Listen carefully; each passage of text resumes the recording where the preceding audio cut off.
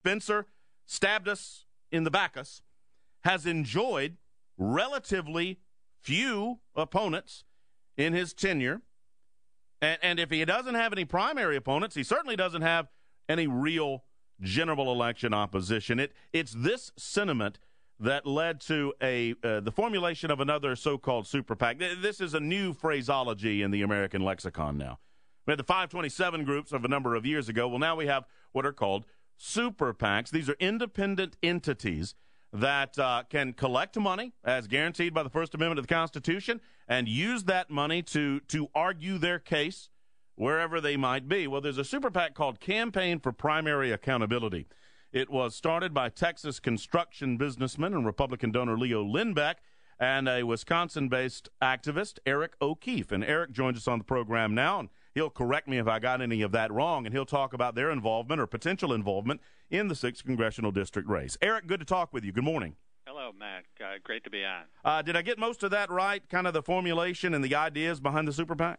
You did. You got all of that right, and you hinted at one of the reasons we were formed. Spencer Bachus has not faced a Democrat in the general election since 1998.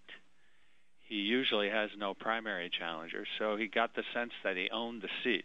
And human beings, being what we are, if you have no accountability and access to other people's money, bad things can happen. You know, it reminds me of a phrase that Senator Scott Brown used when he was running for the seat formerly occupied by Ted Kennedy. He said, this is not Ted Kennedy's seat, because the Democrats were consistently referring to it as Ted Kennedy's seat. This is the people's seat. And unfortunately, often is the case that politicians, once they are in Washington and are Washingtonized, they forget that, don't they, Eric? They do, and then the terminology in D.C. is to call them members instead of representatives, and to refer to things like Bachus's seat as if they own it, and that's reflective of the corrupt culture in D.C. Matt, I'm glad you've been focusing on this race. This is a nationally significant race. There was a front-page story in the Washington Post earlier this month about the insider trading by Spencer Bachus, working from his perch chairing the Financial Services Committee, and trading profitably on institutions that he was regulating. It's thrown a spotlight on congressional corruption. And the most important election in Alabama this year is on March 13th. It's not in November. It's March 13th. That's the time when voters will have a real choice in that district. And if Spencer Bachus, chairman of a powerful committee, is retired by the voters, that will make waves across the country. Well, and obviously Bachus is running from facing the voters. He's running from this show. He's running from any questions about his actions in '08 as exposed by Schweitzer's book, Throw Them All Out.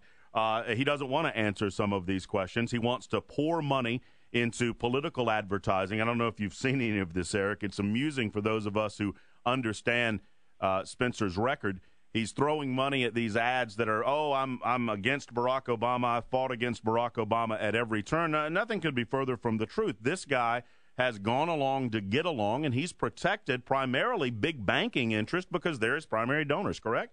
That's exactly right. He's part of the problem, and we have a bipartisan problem, and I'm sure your listeners know that. Both parties have colluded to raise the debt and the deficit for many years. And this lack of competition in primaries is central to that.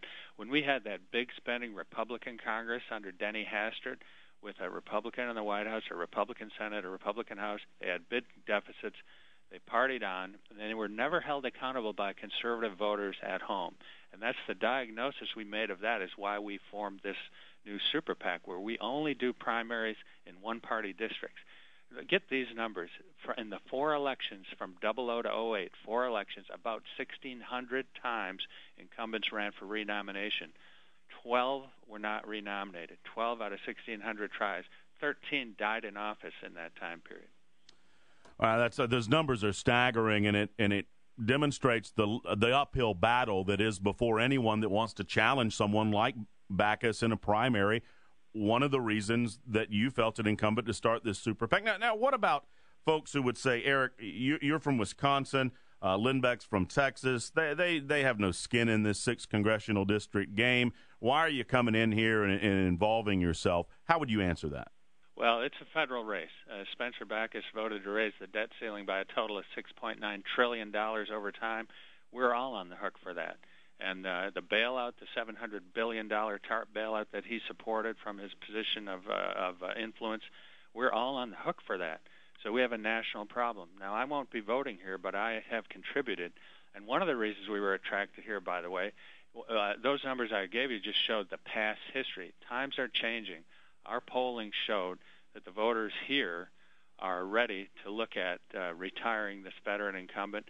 You have challengers who are serious and capable running in the primary. So we saw an opportunity for especially engaged voters, and you help keep them engaged and informed, who are willing to do what is seldom done around the country. That's why this is nationally significant. And in this November, Alabama will vote for the Republican nominee for president, and they will elect the Republican nominee in this district. That is a lock. The big election in Alabama this year is March 13th. And you give those numbers, 1,600 incumbents running for renomination, and only 12 were defeated. It demonstrates, as I mentioned, what an uphill battle this is. What message will you be sending? It's my understanding that the Campaign for Primary Accountability will be running a message in the 6th Congressional District. What will that message say? It'll say Spencer Bachus has profited from his position while voting for the bank bailouts, voting for deficit hikes, and getting campaign contributions from the Wall Street firms that he benefited. We're going to highlight that, and we're going to highlight March 13th as a time when you can do something about it. Now, are you supporting any particular candidate running against Bachus, or are you primarily focused on making sure that the voters get the information they need to know about the man himself? Right now, Matt, we're doing the latter. We may shift because we're going to test it with polling, but there are several good candidates, and fortunately you have the runoff system here. If nobody gets over 50% of the vote, there'll be a second vote. So our objective here is I'm confident that if the voters in the district know the facts about Spencer Bachus' record, he won't get 50% of the vote. And then whoever is in a runoff, the voters will do fine with that. I'd love to see two of the challengers in the runoff and Spencer Bachus done after the first round. Then we wouldn't do anything. But the answer to your question is in the next week or so, we'll be highlighting Bachus' flaws. And I don't know whether we'll highlight one of the other qualified candidates. You've touched on some of those things that you consider to be flaws, but run down a few of those things again for us, because I think it's important that we iterate this time and time again. I've challenged my listeners, most of whom live in the 6th Congressional District, to call my program and tell me one thing that Spencer Bachus, one specific thing that Spencer Bachus has done for the 6th Congressional District in the last 10 years. And I promise you, Eric, I've been doing this for a month and a half. I've yet to get one call, because folks can't point to anything that Spencer has done for the people that he represents, but he's done plenty for himself, correct? He sure has. What he's done, and as you mentioned, this was highlighted in Peter Schweitzer's book, and the diligent work of Peter Schweitzer and his book, Throw Them All Out, is the reason that the Washington Post, which didn't figure this out on their own, they got it from Schweitzer's book, and that has instigated a House Ethics Committee investigation into insider trading because he was making frequent option trades on financial industry stocks where he knew what the government was discussing and was getting confidential government reports. So that's how he was personally profiting. But in his political career, his anchor donations for years have been from the banks on Wall Street that he now oversees from his committee position.